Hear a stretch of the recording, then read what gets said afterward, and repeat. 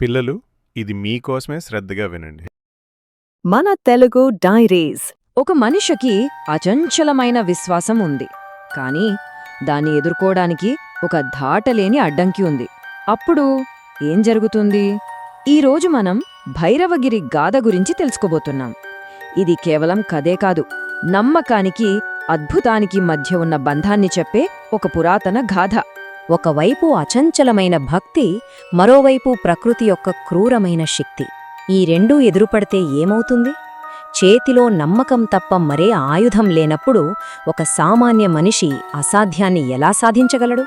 అసలు ఈ ప్రశ్నల చుట్టూనే మన కథ మొత్తం నడుస్తుంది. సరే, ఇక కథలోకి వెళ్దాం.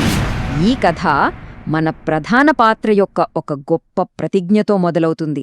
ఆయన భక్తి ఎంత గొప్పది, ఆయన సంకల్పం ఎంత దృఢమైనదో మనం చూడబోతున్నాం.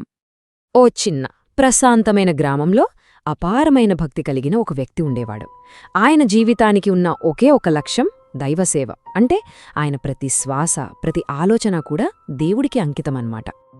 ఆయన తన జీవితాన్నే దైవసేవకు అంకితం చేస్తానని ఒక పెద్ద ప్రతిజ్ఞ తీసుకున్నాడు. కాని ఆయన ఎంచుకున్న ఆ పవిత్ర మార్గంలో ప్రకృతి రూపంలో ఒక పెద్ద అడ్డంకి, ఒక భయంకరమైన సవాల్ ఎదురుచూస్తోంది. మరి ఆ సవాలేంటో తెలుసా? అదే ముసళ్ల నది. పేరు వింటూనే భయం వేస్తోంది కదా? అవును, భయంకరమైన ముసళ్లతో నిండిపోయి ఉన్న ఒక నది. దాన్ని దాటడం అంటే దాదాపు అసాధ్యం. ఇప్పుడు చూడండి, ఆయన నది ఒడ్డుకు చేరుకున్నాడు. ఒకవైపు పవిత్రమైన నది, కాని అదే సమయంలో ప్రాణాలను తీసే ప్రమాదం. తన లక్ష్యానికి తనకి మధ్య అడ్డుగా నిలిచిన ఈ నదిని చూసి ఆయన సంకల్పానికి ఒక పెద్ద పరీక్ష ఎదురైంది. అది కేవలం మామూలు నది కాదు. ఆ నీటి ప్రవాహం కింద వందలాది ఆకలిగొన్న ముసళ్ళు కాచుకొనున్నాయి. అంటే అందులో అడుగు పెడితే ప్రతి అడుగులోనూ మృత్యుతో పోరాటమే. ఒక్కసారి ఆలోచించండి, ఇంత భయంకరమైన పరిస్థితుల్లో ఒక్క మనిషి ఆ నదిని దాటడం ఎలా సాధ్యం? భౌతికంగా చూస్తే ఇది అసాధ్యం. మరిప్పుడు ఆయన ముందున్న దారి ఏంటి?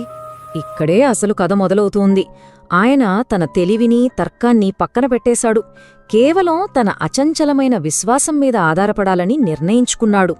ఇది ఆయన భక్తికి అసలైన పరీక్ష. ఇక ఏమాత్రం ఆలోచించలేదు. ధైర్యం చేసి నదిలోకి అడుగుపెట్టాడు. తన ప్రాణాన్ని, తన విశ్వాసాన్ని రెండింటినీ పణంగా పెట్టాడు. ఇది కేవలం నదిని దాటడం కాదు, తనని తాను దేవుడికి సమర్పించుకోవడం. అప్పుడు ఊహించనిది జరిగింది. ఒక అద్భుతం.